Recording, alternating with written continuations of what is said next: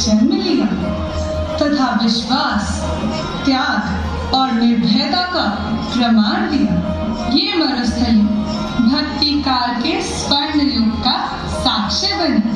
आध्यात्मिक आकाश ने इस धरती को सबसे चमकीला तारा प्रदान किया। 16वीं शताब्दी इतिहास के पन्नों पर अमर होकर रह गई, क्योंकि उस युग में एक ऐसी पवित्र आत्मा ने जन्म लिया जिसने राजस्थान की मिट्टी को गर्वित कर दिया। आज उसी की गाथा आप सबको सुनाते हैं। चलो आज मेड़ता की भूमि और चित्तौड़ के दर्शन कराते हैं।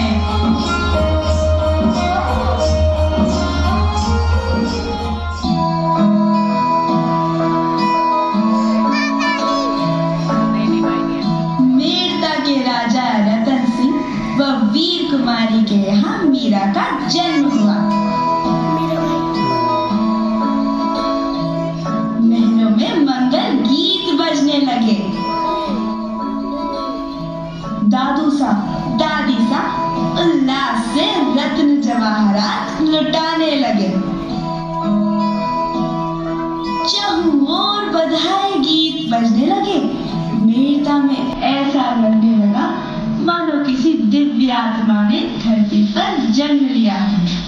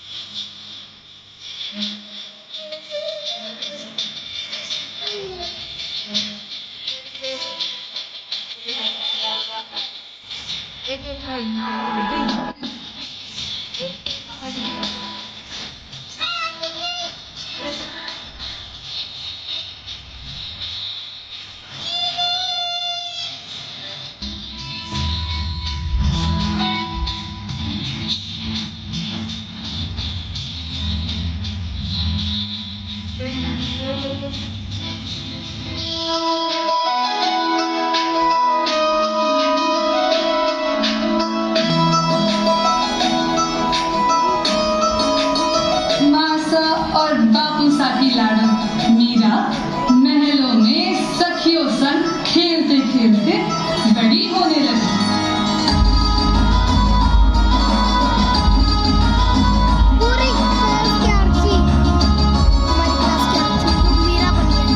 साथ ही दादू सा और माँ सा का भक्ति गुण भी अब उनमें दिखने लगा था।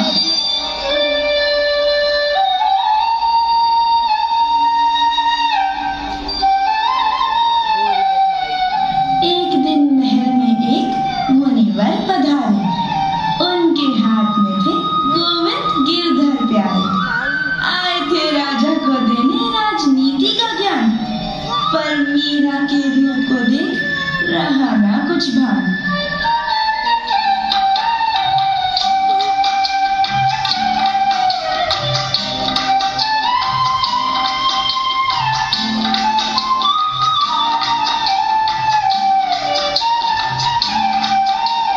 हरे कृष्ण मुनिवर, मीरा तुम भी प्रणाम करो। लाडू जल्दी से महाराज जी को प्रणाम करो। खम्मा करने साधु बाबा। जीती रहो।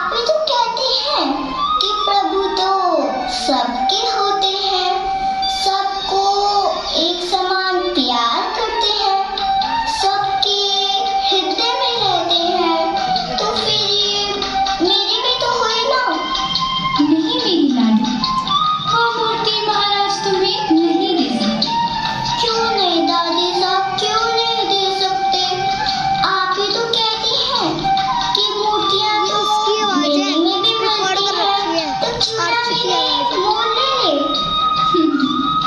अरे मेरी लाडू, ऐसे हट न कर, इधर आओ। महारानी साहब सही कह रही है बिटिया रानी, ये शायद इनके ही गोपाल जी हैं। लो मीरा, संभालो अपने गिरधर को, ये शायद आपके पास ही आना चाहते थे, तभी नियति मुझे यहाँ लेकर आई। इसलिए जब गिरधर आपके हैं तो मैं कौन होता हूँ इन्हें अपने पास रखने वाला। धन्यवाद साधु बाबा, मुझे मेरे गिरधर मिल गए, मुझे मेरे गिरधर मिल गए। ललिता, विशाखा, चंपा, कहाँ हो? तनिक इधर तो आना। ये देखो, मुझे मेरे गिरधर मिल गए। मैंने इन्हें मोल लिया है, मोल। हाँ मीरा, ये मूर्ति तो बड़ी ही सुंदर है। मासा, मासा, देखो मैं क्या लाई, अपने गिरधर को, अपने गोविंद को। अब मैं इन्हें अपने से कभी दूर नहीं करूंगी, सदा अपने पास रखूंगी।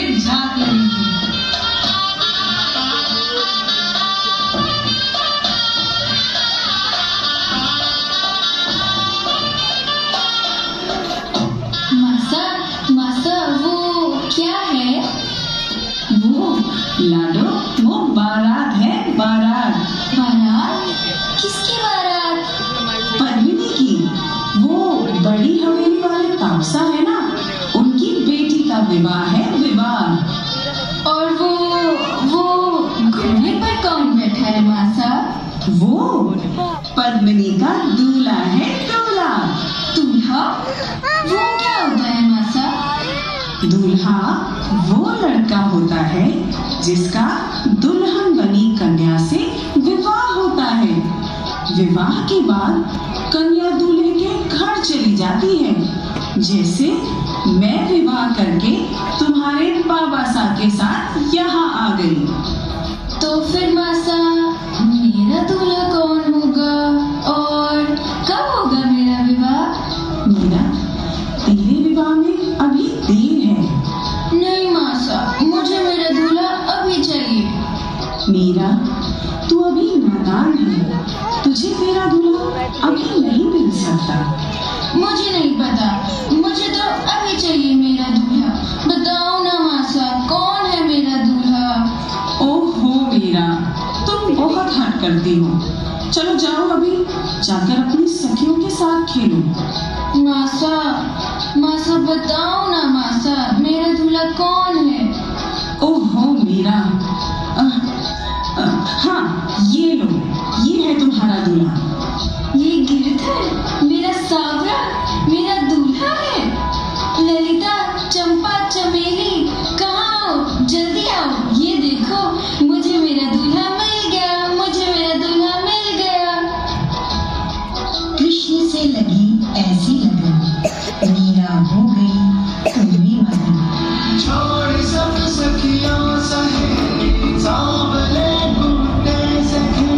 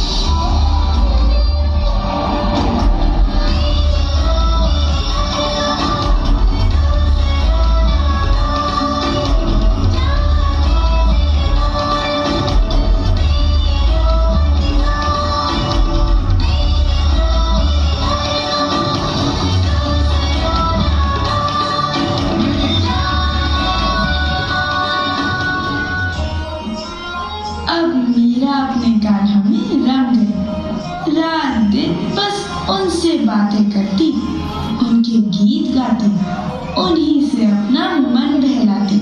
एक दिन मीरा की सखी ललिता ने उसे छेड़ा। मीरा, तेरा दूल्हा तो बड़ा काला काला और तुम तो बहुत गोरी गोरी, ये कैसी है जोड़ी? कुछ भी हो, कैसा भी हो, अब तो ये सावरिया ही मेरा पति है ललिता। मैं रोज इसे सजाऊंगी, संवारूंगी, भोग लगाऊंगी और इसे रिझाने के लिए सबके सामने नाचूंगी, गाऊंगी। और जब इसे देखकर तेरी सारी सखियां तुझे ये कहकर छेड़ेंगी कि तेरा दूल्हा तो बड़ा सांवला है, सांवला, तब तो क्या कहेगी उन सबसे? कोई कुछ भी कहे, चाहे मेरा कितना भी उपहास उड़ाए, पर ये सावरा सलोना गिरधर ही हमारा दूल्हा है, दूल्हा।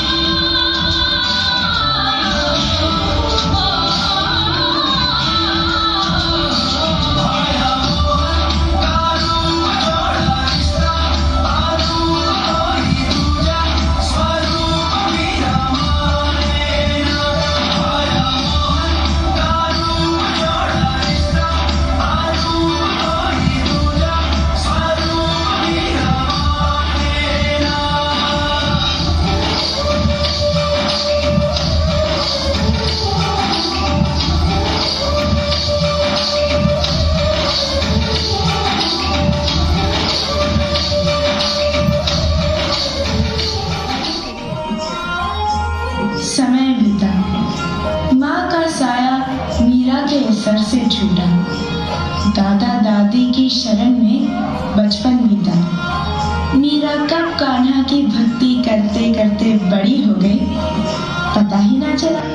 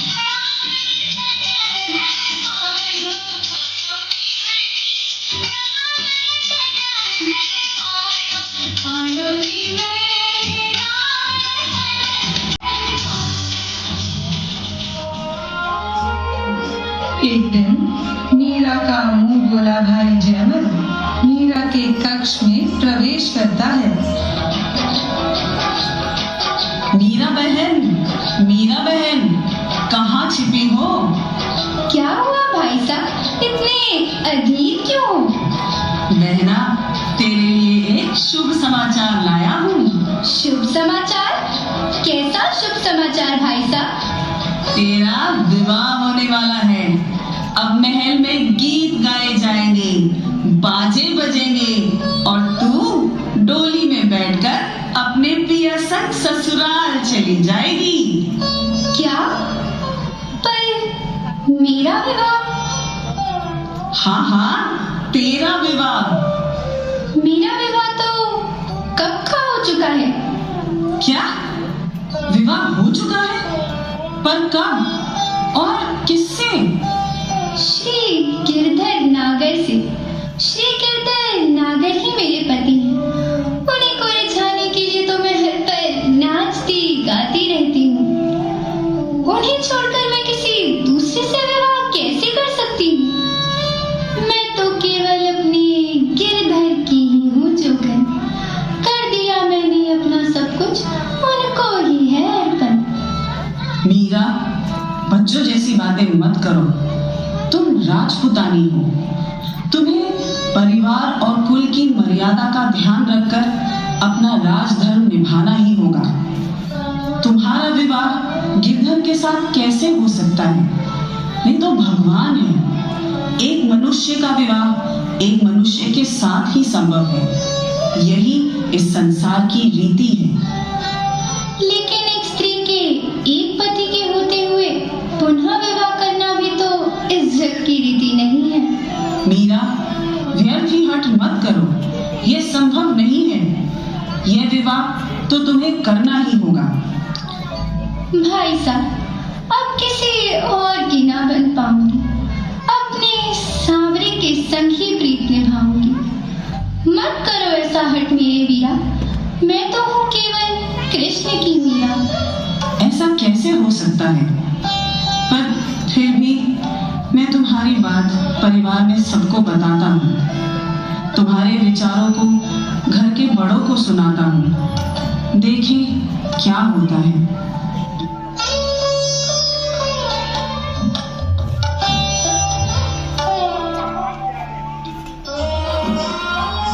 जयमल ने घर के सभी लोगों को मीरा का संदेश सुनाया कि मीरा ना करेगी किसी और संग विवाह, क्योंकि उसको कान्हा के अलावा नहीं है किसी की चाह।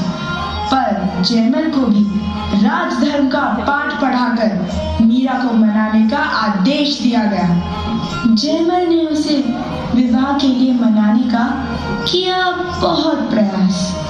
बहुत हट करने के बाद अब टूटने लगी थी मीरा की भी आस।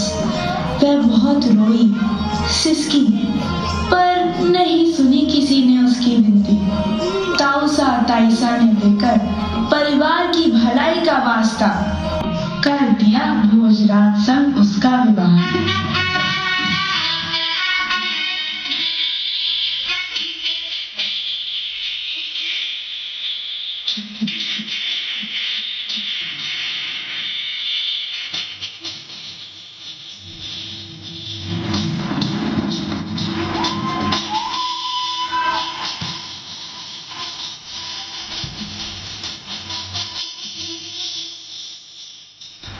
पर मीरा ने गिरधर की मूर्ति को एक पल के लिए नहीं छोड़ा।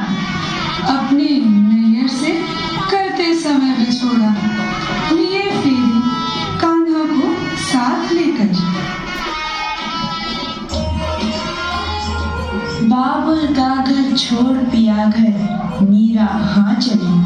सखी सहेली आंगन छूटा, छूटी गली गली। सब छूटा फिर भी कान्हा की मूरत संग चली। अब देखे क्या क्या दिखलाए, विदना बड़ा छली।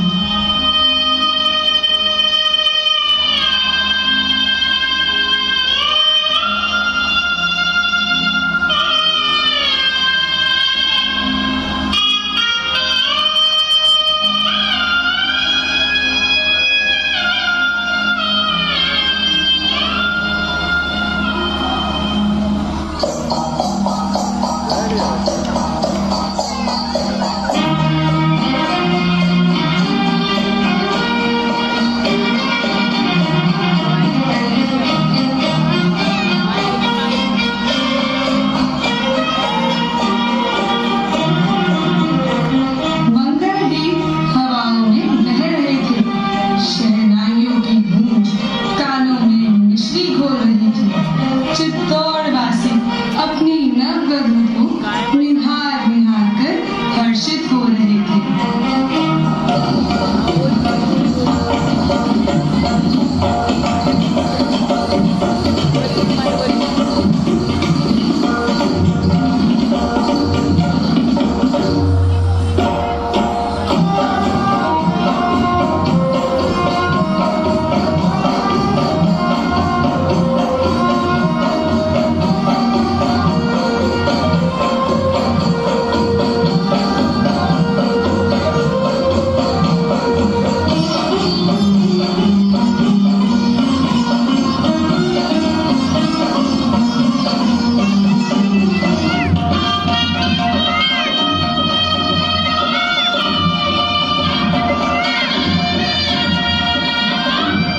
राजपूत घराने में आपका स्वागत है भाभी साहब। ये है हमारी कुल देवी तुलजा भवानी। आप और भैया चलकर इनका आशीर्वाद लें और अपने गृहस्थ जीवन की ओर कदम बढ़ाएं। मंगलाकाली भद्रकाली कपालिनी दुर्गा क्षमा शिवा धात्री स्वाहा स्वधा नमोस्तुते। ओम जयंती मंगलाकाली भद्रकाली कपालिनी दुर्गा क्षमा शिवा धात्री स्वाहा स्वधा नमोस्तुते।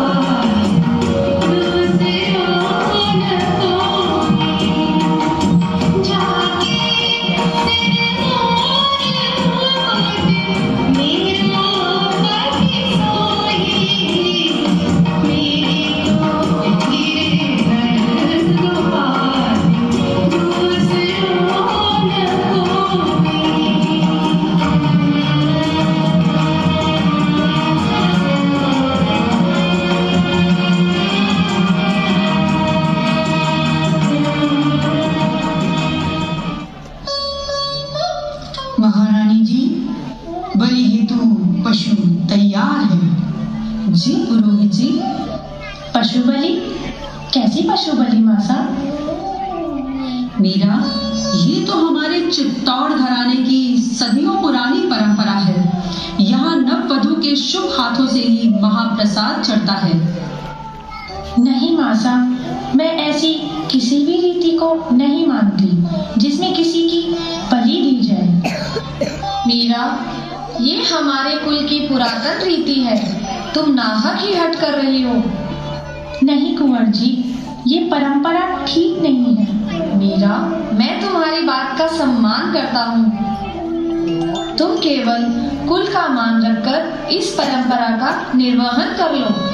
नहीं कुंवर साहब, मैं ऐसी कोई भी परंपरा नहीं निभाऊंगी जो मानव मूल्यों के विपरीत हो। मीरा, अब बहुत हो गया। पशु बलि के लिए तैयार हो जाओ, जिससे हमारी कुल देवी को महाप्रसाद का भोग लग सके। महाप्रसाद और पशु बलि? भला ये कैसी परंपरा हुई? हम इसे नहीं मानते।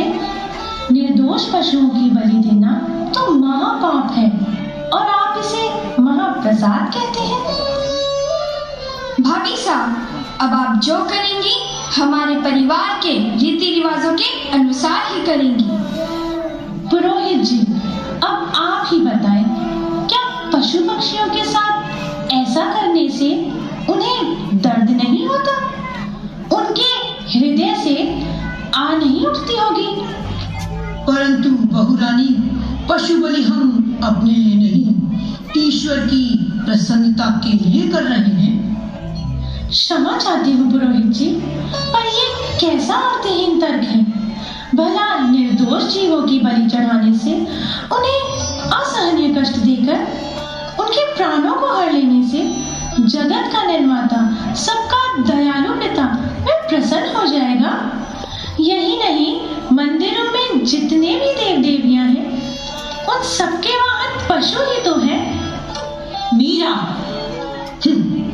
दर्शन शास्त्र पर अच्छा भाषण दे लेती हो बहू रानी, पर यह नहीं जानती कि ऐसा कहकर तुम महाप्रसाद का अपमान कर रही हो। क्षत्रियों के लिए तो पशु मांस ही महाप्रसाद होता है, जिससे तन मन और आत्मा को प्रसन्नता मिले। मेरे लिए तो वही महाप्रसाद है। ऐसा महाप्रसाद तो केवल प्रभु का भजन है पुरोहित जी। असली महाप्रसाद प्रभु की सेवा है मासा। बस भाभी साहब, बहुत हो चुका। ये क्रांतिकारी उपदेश सुनकर हम अपने पुरखों की परंपराओं की बलि नहीं चढ़ा सकते, इसलिए पशु बलि तो आज होकर ही रहेगी। भाई साहब, यदि बलि चढ़ानी ही है तो आओ हम अपने भीतर बैठे पशु की बलि चढ़ा डालें, अपने पशुवत अज्ञान की, अहंकार की बलि चढ़ाएं। आओ, क्यों ना इस पशु बलि नामक कुरीति की ही बलि चढ़ा दें। मीरा, तुम्हें इस कुल की परंपरा का पालन करना ही होगा। क्षमा करना मासा, मैं ऐसी गलत परंपरा का हिस्सा नहीं बन सकती। मीरा, रुको, सुनो तो सही। लो मासा, लक्षण तो देखो इनके। अभी अभी आई है और आते ही अपनी चलानी शुरू कर दी। अब न जाने कौन कौन सी परंपराओं को बदलेंगी। सही कह रही है उदारानी सा। नई बहू के तेवर तो देखो, तेवर। अपनी कुल परंपरा का ही मान नहीं रख रही। पता नहीं अब और क्या क्या देखने को मिलेगा तुम्हें। हाँ हाँ रानी सा, बहू रानी पहले दिन आई है और पहले दिन के ही लक्षण देखो।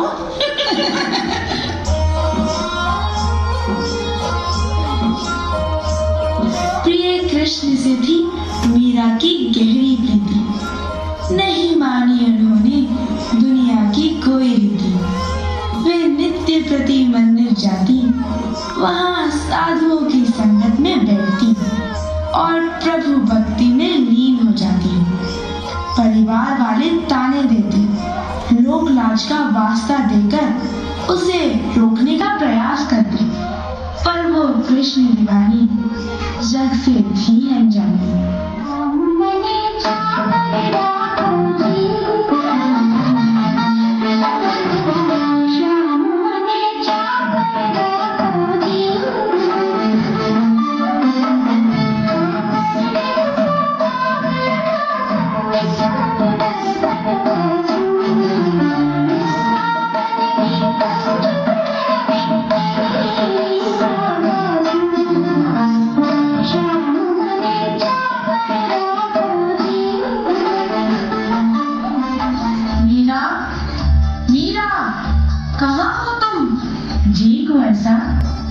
कहाँ थे तुम?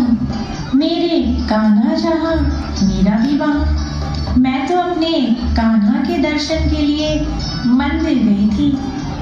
मीरा, तुम्हारा इस तरह रोज रोज मंदिर जाना उचित नहीं है।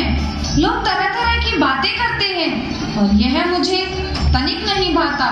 हमारे कुल की मर्यादा का कुछ तो मान रखो। पर कुंवर साहब, आप मेरे मन की व्यथा भी तो समझिए ना। मैं अपने कृष्ण के दर्शन के बिना एक क्षण भी नहीं रह सकती। अब आप ही बताएं, मैं क्या करूं? मैं उनके दर्शन के बिना कैसे रहूं? अगर ये बात है तो मैं तुम्हारे लिए महल में ही एक मंदिर बनवा देता हूँ, जहाँ तुम बैठकर अपनी भक्ति भी कर सकते हो और अपने कान्हा के दर्शन भी कर सकते हो। मेरा इतना मान तो रख लो मीरा।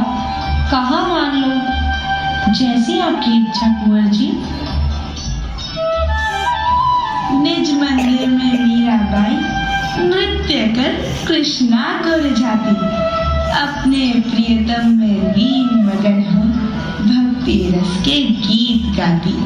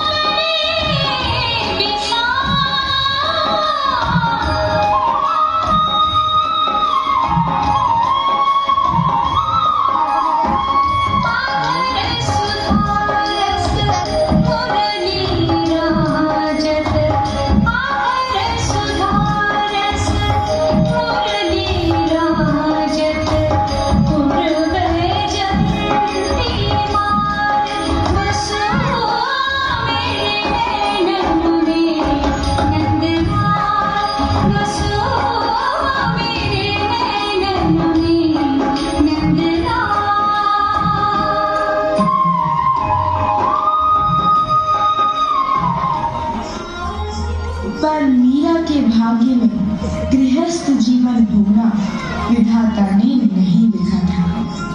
मुगलों से छिड़ा युद्ध, घायल हुए कुंवर भोजराज, बहुत किए प्रयास पर नहीं बचा पाए उनके प्राण।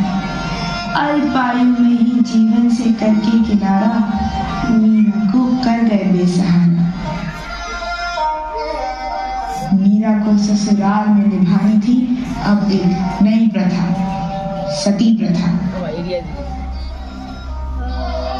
मीरा, सती होने के लिए तैयार हो जाओ। मासा, ये है कुप्रथा, मैं सती नहीं होंगी। मीरा, तुम्हें कुल की रीति के अनुसार सती होना ही होगा। नहीं मासा, मैं सती नहीं होंगी। तुम्हें ये रीति निभानी ही पड़ेगी मीरा। तुम भोज की पत्नी थी, उसके प्रति तुम्हारा कुछ कर्तव्य बनता है। अपने धर्म का पालन करो। पर मासा, असली पति वह होता है जिसे कोई पूरी श्रद्धा से स्वीकार करता है, और मेरे पति तो श्री कृष्ण हैं जो अमर हैं, इसलिए मैं सती नहीं हो सकती। मासा, ये ऐसे नहीं मानेगी। और फिर इसने कब हमारी सुनी है? सदा अपनी ही चलाई है, आज भी अपनी ही चलाएंगी। सही कह रही हो तुम उदा। मीरा, इस बार तुम्हारी एक नहीं चलेगी, कोई नहीं सुनेगा तुम्हारी बात। अपने पति के लिए तुम्हें ये कर्तव्य निभाना ही होगा। नहीं मासा, मैं ये रीति नहीं निभाऊंगी। उदा, इसे बलपूर्वक ले चलो। मासा, मासा ऐसा मत करो, मुझे सती नहीं होना। रुको महारानी, रुको। नहीं महाराज, आज आप बीच में नहीं आएंगे। पर महारानी, मेरी एक बात तो सुन लो। ठीक है, मेरी नहीं तो अपने लाडले की अंतिम विनती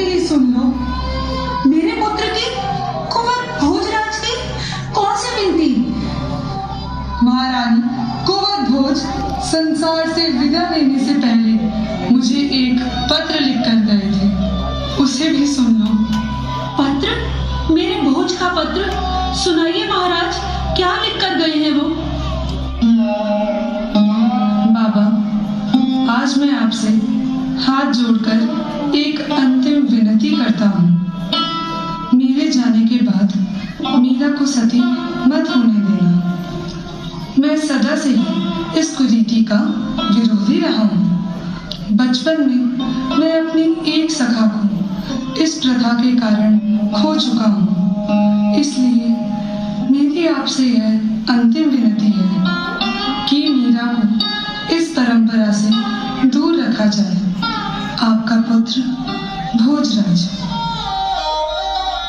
मेरा पुत्र यदि ऐसा चाहता था तो मैं कौन होती हूँ इसमें हस्तक्षेप करने वाली?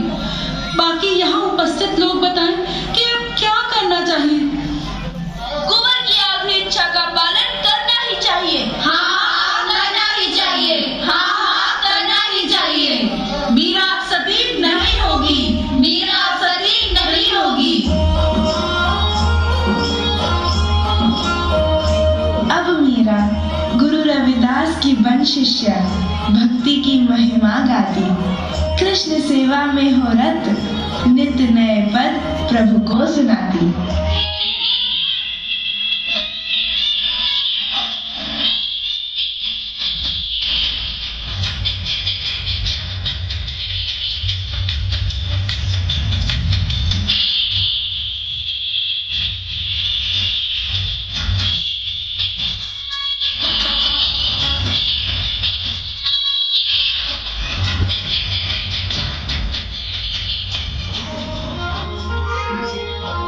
राजकुल की कुलवधू सत्संग में चली जाती, धार्मिक उत्सवों में नाचती, पर मीरा अब राणा को बिल्कुल नहीं सुहाती।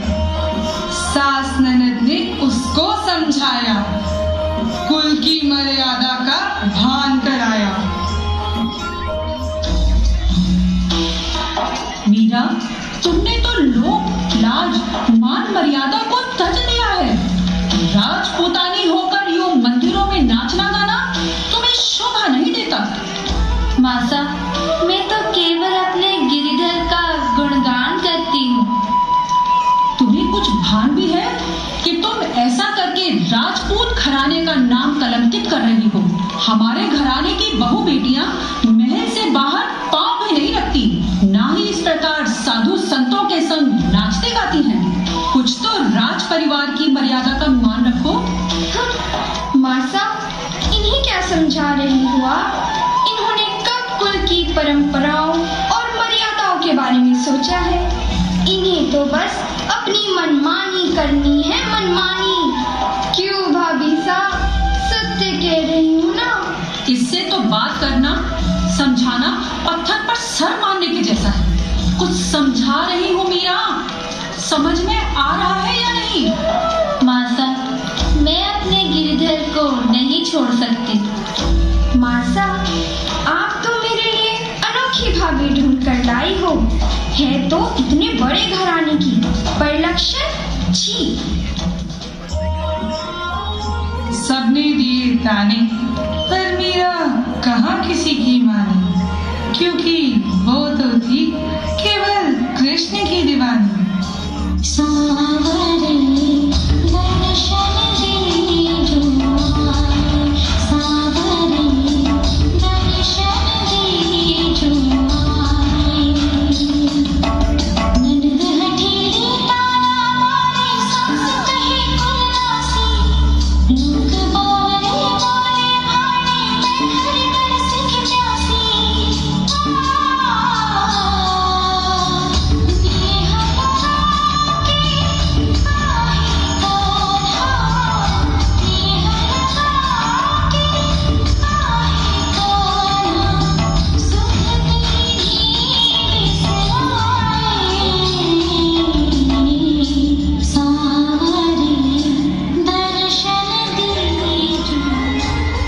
परिवार में सब उससे रुष्ट रहने लगे। उसके विरुद्ध उसकी ननद और देवर विधिवत षड्यंत्र रचने लगे।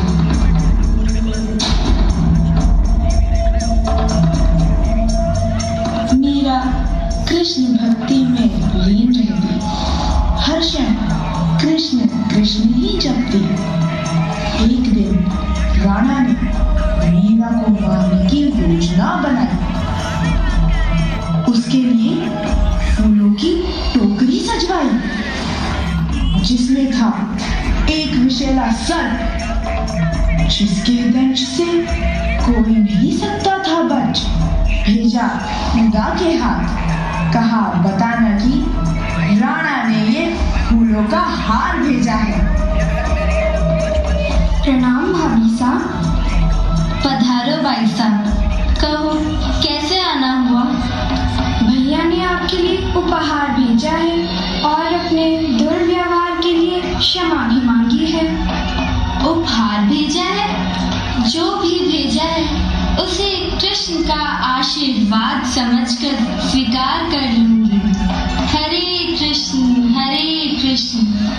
इस टोकरी में है उपहार, लाइए मैं दे देती हूँ मीरा को। मीरा, इसमें तो सर्प है, सर्प। जय श्री कृष्ण। ललिता, यह सर्प भी मेरे श्री कृष्ण का ही एक रूप है। यदि यह मुझे डसेगा तो वह भी श्री कृष्ण की इच्छा होगी। मैं इसे भी प्रसाद रूप में ग्रहण करूंगी। हरे कृष्ण कृष्ण कृष्ण हरे हरे।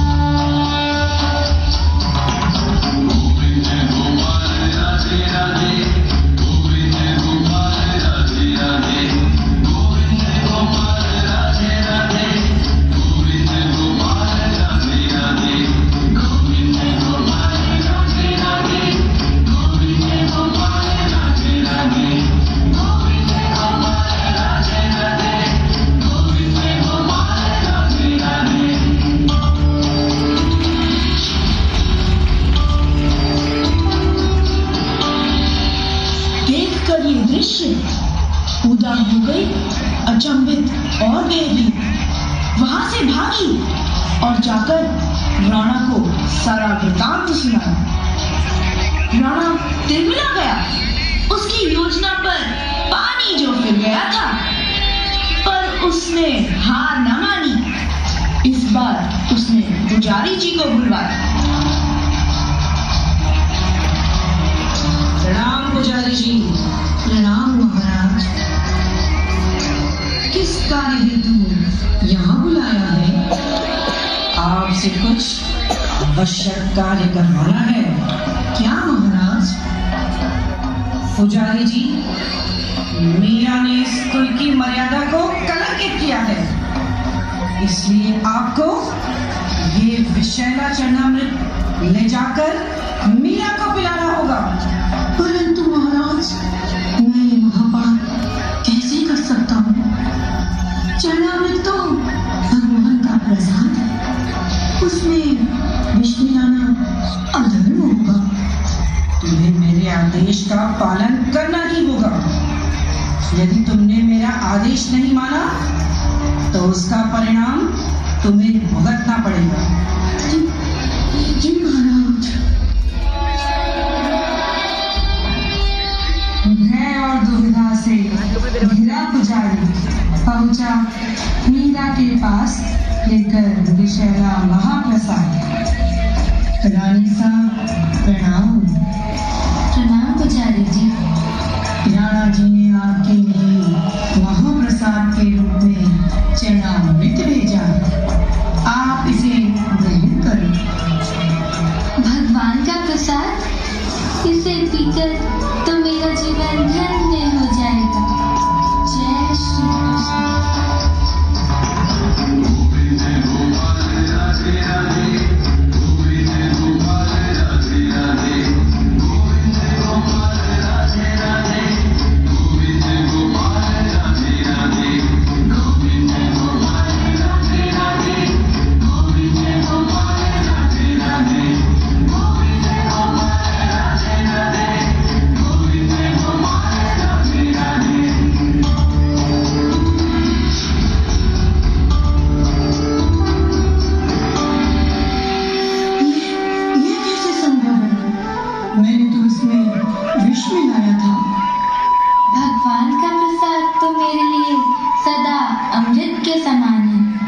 मैं तो अपना संपूर्ण जीवन भगवान को सौंप चुकी हूँ। वे ही मेरे रक्षक और पालनहार हैं। आप ही सच्चे अर्थों में भगवान की भक्त हैं। मैंने पाप किया, भगवान मुझे क्षमा करें। मेरे गोविंद आपकी सदा रक्षा करे पुजारी जी। मैं बस इतना ही कहूँगी। धन्य है आप बाई साहब।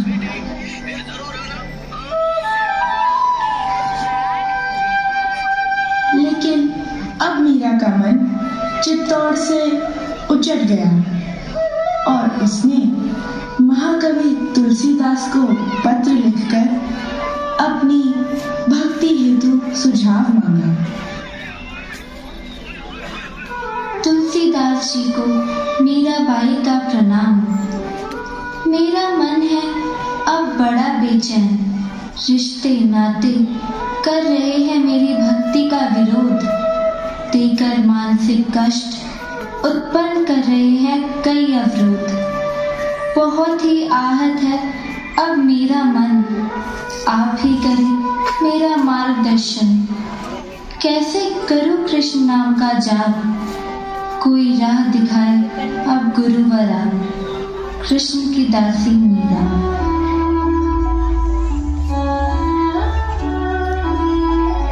मीरा का पत्र पढ़ते ही तुलसीदास का हृदय द्रवित हो गया।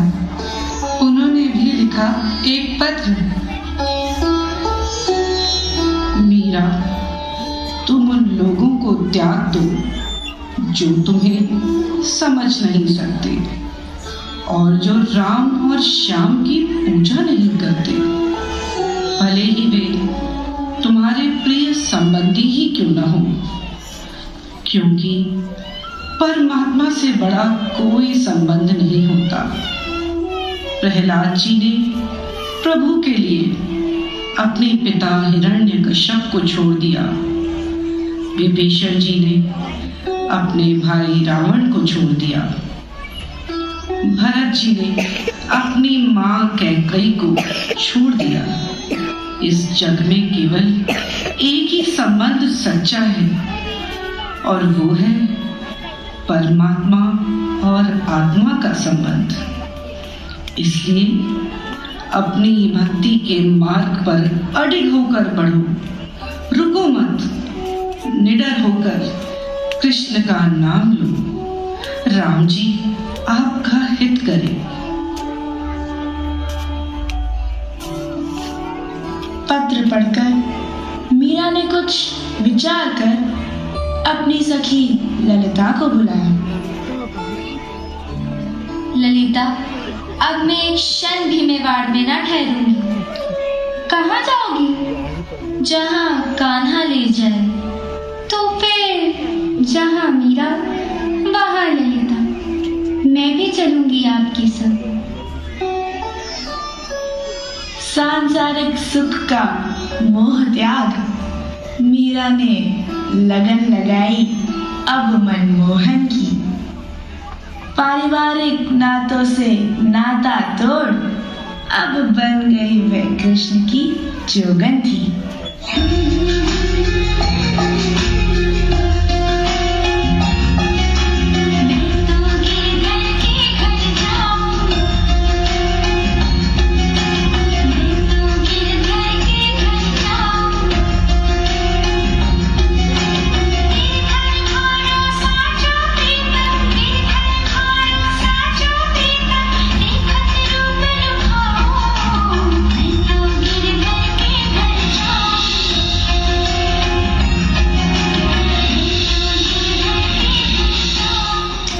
चली अब उस ओर जहां जन्मे थे उसके प्रिय नंद किशोर।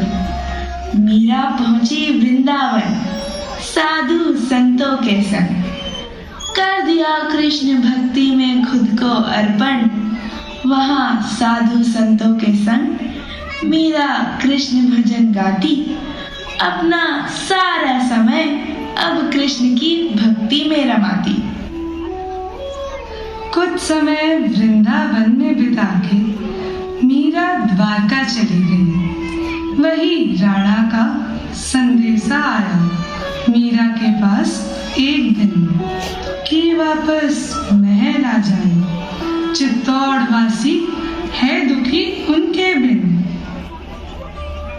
आपके जाने के बाद चित्तौड़ में कोई न कोई अनहोनी घटती रहती है। राणा का संदेशा है आपके लिए। अब आपको वहां कोई न सताएगा। पर मीरा को नहीं रह गया था मोह कोई। वह कुछ न बोली, चुपचाप मंदिर के अंदर चली गई। हे प्रभु, आप ये मेरी कैसी परीक्षा ले रहे हैं? जिस चित्तौड़ को छोड़कर आपके द्वार आई थी, आज उसे चित्तौड़ में जाने की राह दिखाकर मुझ पर कैसा अत्याचार कर रहे हैं। मैं तो सारे मोह के बंधनों को छोड़कर आई थी। मैं अब इन सांसारिक बंधनों में नहीं बन सकती। मैं केवल आपकी शरण में रहना चाहती हूँ। मुझ पर कृपा करो प्रभु। अपनी मीरा को अपने चरणों में स्थान दो प्रभु। अब तो दरस दो प्रभु, अब तो दरस दो प्रभु। मुझ पर कृपा करो प्रभु, दरस दो प्रभु। एक तारा उठा लिया मीरा ने, कृष्ण की स्तुति करने लगी। आंखों से प्रेम की अश्रुधारा बहने लगी।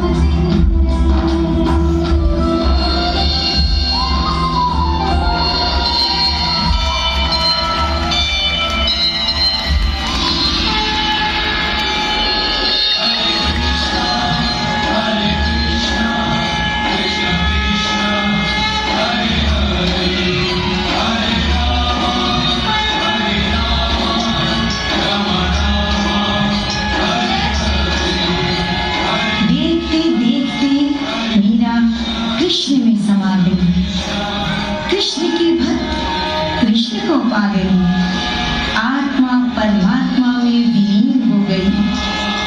कृष्ण की जोगन कृष्ण में मिली, कृष्ण की हो गई, कृष्ण की हो गई।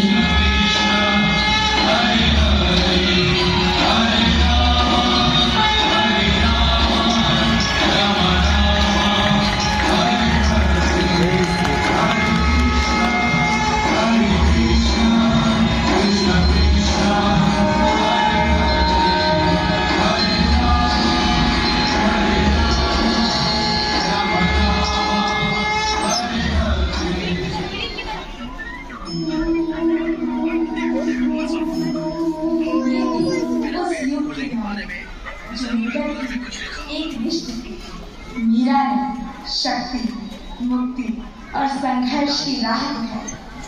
प्रभु पर विश्वास भी अलग जगह उनसे प्रेरणा लेकर एक निष्ठ बने आगे बढ़े।